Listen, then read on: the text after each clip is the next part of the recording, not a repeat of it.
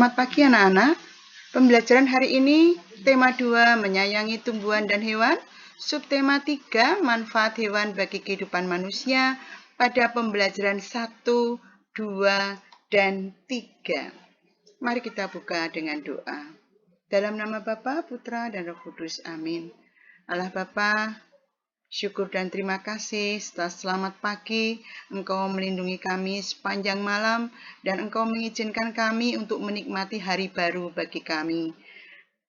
Berkati kami hari ini, agar hari ini kami boleh mengikuti pembelajaran dengan baik dan penuh dengan semangat dan tanggung jawab. Amin. Dalam nama Bapa, Putra, dan Roh Kudus. Amin. Apa yang akan kita pelajari hari ini? Hari ini kita akan belajar berkaitan dengan SPDB, yaitu memahami gerakan hewan di lingkungan sekitar.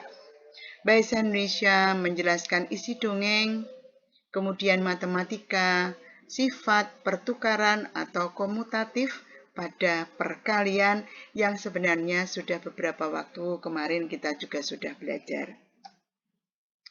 Anak-anak, kalau kita menari, maka menari itu juga ada berdasarkan dinamika waktu. Berdasarkan dinamika waktu, menari itu dibagi 3 jenis. Yang pertama, gerak tari dengan waktu yang lambat, di mana gerak tari waktu lambat itu membutuhkan 4 hitungan. Kedua, gerak tari dengan waktu sedang membutuhkan waktu selama 2 hitungan. Gerak tari dengan waktu cepat membutuhkan waktu selama 1 hitungan. Anak-anak, kita juga akan bisa melihat bahwa gerak tari kita bisa mengikuti berbagai macam gerak hewan. Misalnya mengikuti hewan yang sedang berjalan, melompat, terbang, berlari, dan hewan-hewan itu bisa kita tirukan gerakannya. Di sini adalah gerakan ayam mengepakkan sayap. Gerakan mengepakkan sayap kamu bisa perhatikan. Ada yang dengan waktu lambat, yaitu dengan 4 hitungan. Kamu perhatikan tangannya, hitungan di atas membutuhkan waktu 4 hitungan secara lambat. Kemudian sedang 2 hitungan. Dan kemudian yang ketiga dengan hitungan cepat membutuhkan waktu 1 hitungan. Gerak cepat tangan dapat dilakukan seperti ayam mengepakkan sayap.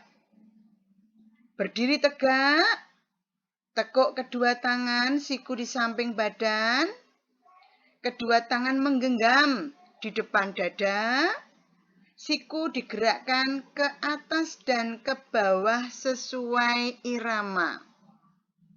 Kemudian yang berikutnya, gerakan dilakukan dengan perlahan, kemudian semakin lama, semakin cepat. Itu adalah kita menirukan gerak binatang ayam. Nah, anak-anak, ini juga merupakan contoh gerakan menirukan hewan. Kalau menirukan katak bagaimana anak-anak? Kita melompat-lompat. Kelinci juga kita melompat-lompat. Ya, inilah contoh gerakan mengikuti menirukan hewan. Ada juga gerakan cepat tangan dalam tari. Contohnya, apabila kita menirukan gerakan kucing mencakar.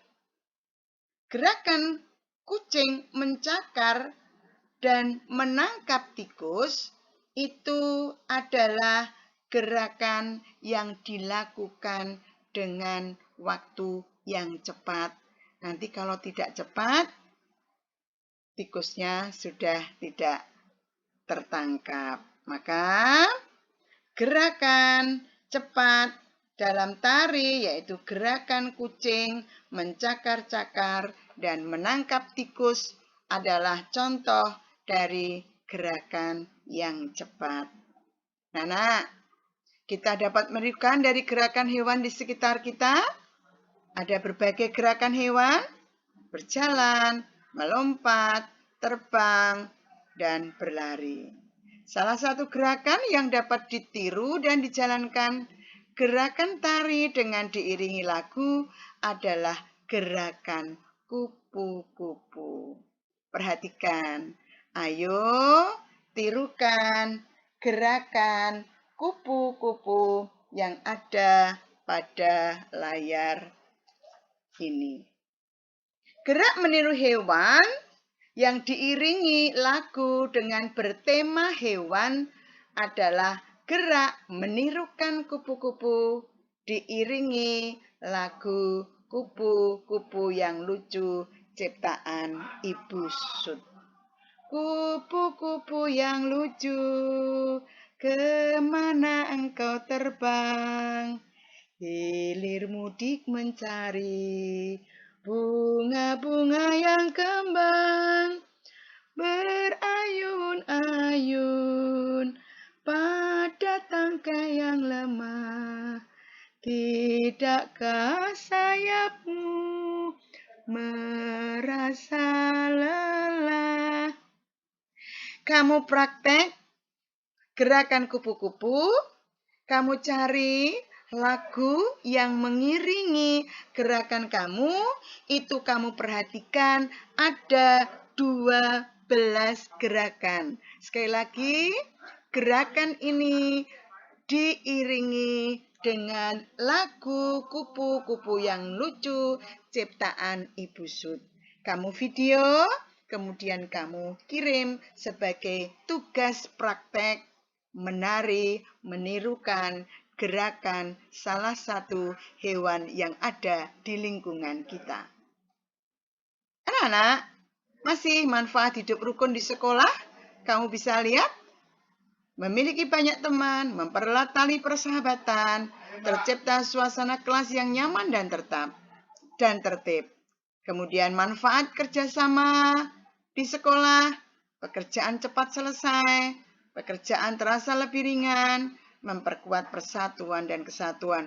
Diulang-ulang, manfaat hidup rukun baik di sekolah, di rumah, maupun di masyarakat.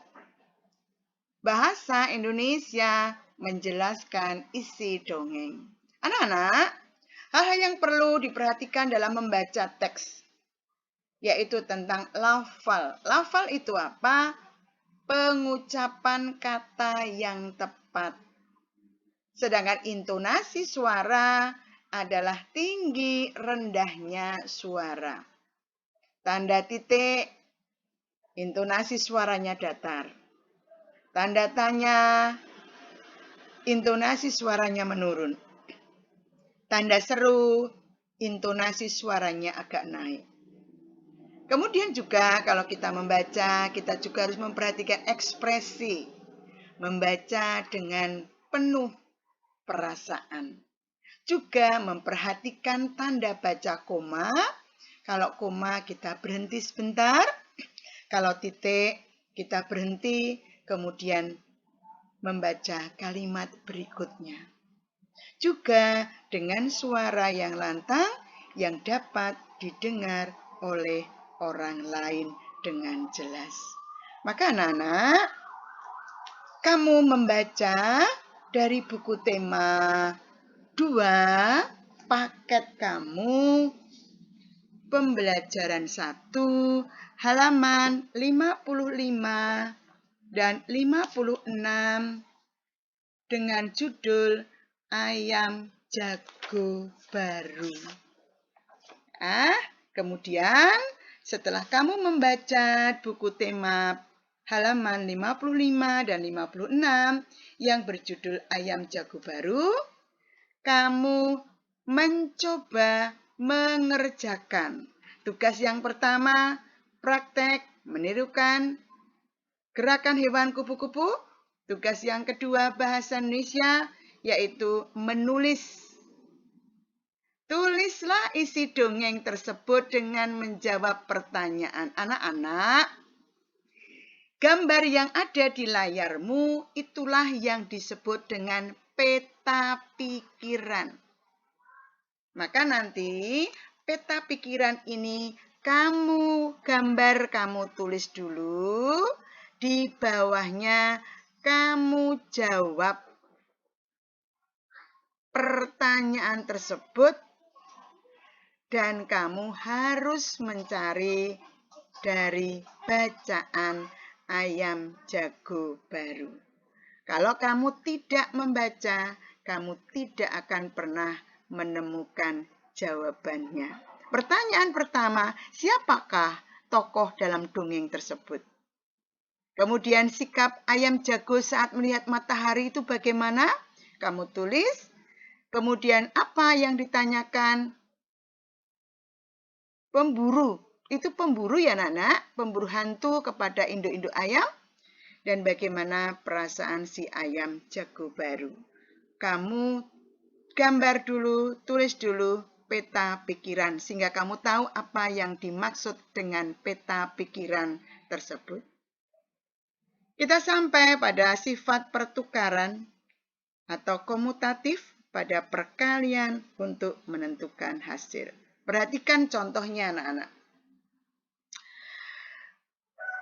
Ada gambar ayam yang pertama, setiap kotak isinya 2, kotaknya 5. Maka kotak 5 ditulis di depan, isi kotaknya 2 ditulis belakang. Perhatikan gambar itu. Jadi, dengan gambar 5 kotak dan setiap kotak isinya 2, ditulis 5 kali 2 sama dengan 10. Sedangkan di sampingnya ada 2 kotak. Setiap kotak isinya 5 anak ayam. Kotaknya ditulis di depan 2 dan isi kotaknya ditulis di belakang 5. Sama dengan 10. Inilah yang dimaksud dengan sifat komutatif atau pertukaran. 5 kali 2 sama dengan 2 kali 5. Jawabannya sama-sama 10. Perhatikan isi dan jumlah kotak. Jangan keliru. Nah, tugas yang ketiga adalah mengerjakan soal ayo berlatih berikut ini. Nomor 1, ABC. Nomor 2, nomor 3, dan nomor 4. Digambar dulu ya anak-anak. Kalau menggambar selalu diwarnai. Sebagai refleksi, mari kita mengambil sikap. Diam, mendengarkan pertanyaan ini. Apa yang kamu pelajari hari ini?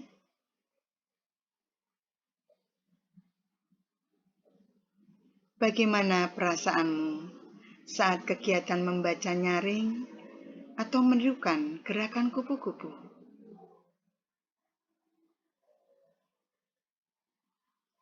Kegiatan apa yang paling kamu sukai? Sebagai kesimpulan, bahwa ada berbagai jenis gerakan hewan yang dapat dijadikan gerakan tari dengan iringan lagu. Gerakan itu ada gerakan cepat, gerakan sedang, dan gerakan lambat. Dongeng adalah cerita yang tidak benar-benar terjadi atau khayalan. Dan fabel adalah dongeng yang tokoh utamanya adalah hewan.